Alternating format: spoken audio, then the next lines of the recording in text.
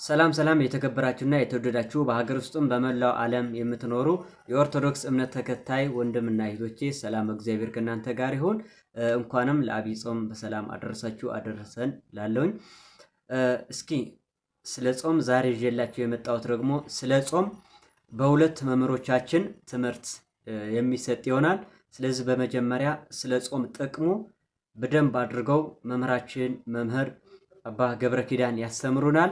አሁን ሳይጾሙ መብላት ማለት ሰው አለመሆን ነው። እንዲያው መጽደቁን ተውት።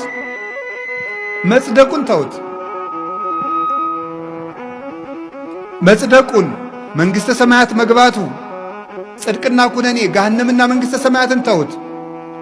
አለመጾም ከሰውነት ነው የሚያወጣው፣ ከሰውነት ያወጣል። አለመጾም እንስሳ ነው የሚያደርገው። ቅዱስ ወግሪስ የተባለ አባት ብሎ ይናገራል። በቀን 3 ጊዜ የሚበላ ሰው እንስሳ ነው ይላል። በቀን 3 ጊዜ የሚበላ ሰው እንስሳ ነው። በቀን 2 ጊዜ የሚበላ ሰው ሰው ነው። በቀን 1 ጊዜ የሚበላ ሰው ደግሞ መልአክ ነው ይላል። እግዚአብሔር ቤተሰቦች፣ አሁን ሰው መብልን እየቀነሰ ሲሄድ መልአካዊ ባህሪው ነው የሚሰለጥነው። የሚያቅደው ነገር የሚያምር ሰው የማይጎዳ ሀገር የሚጠቅም ራሱን የሚያሳድግ አይምሮ ሁሉ ደብዛዛ አይደለም፣ ስል ነው፣ የተሳለ ነው። አሁን እኮ ይገርማል። ሰው ማሰብ ስላቆመ ክሪቲካል ቲንኪንግ ስልጠና ይባላል። ምኑን ያስበዋል? ሰው 24 ሰዓት እየበላ ሰጥሟል እኮ። እንዴት አድርጎ ያስብ? አሁን እኮ ማሰብ አቁመን እኮ ነው ራሱ እየተበላለን ያለው። እንድናስብ ራሱ መጾም አለብን። አይምሮአችን እየበላ ማሰብ አይችልም ነው የምላችሁ። እኔ እውነቴን ነው። ሐኪምም ካለ እዚህ መጥቶ መከራከር ይችላል። ሰው ዝም ብሎ እየበላ ቁጭ የሚል ከሆነ ማሰብ አይችልም። ደሙ ያለ መጠን ይመላል። የደም ዝውውር የሞቀ ነው። እንደዚያ ባለ ቁጥር ደግሞ ዝሙት ይሰለጥንበታል። የሚያስበው ምኞቱ ብቻ ነው። ትክክለኛ ሐሳብ ማሰብ አይችልም። እንዲገርም በደፈረሰ ውሃ ፊትን ማየት ይቻላል? አይቻልም። ውሃው እኮ ሲጠራ ነው።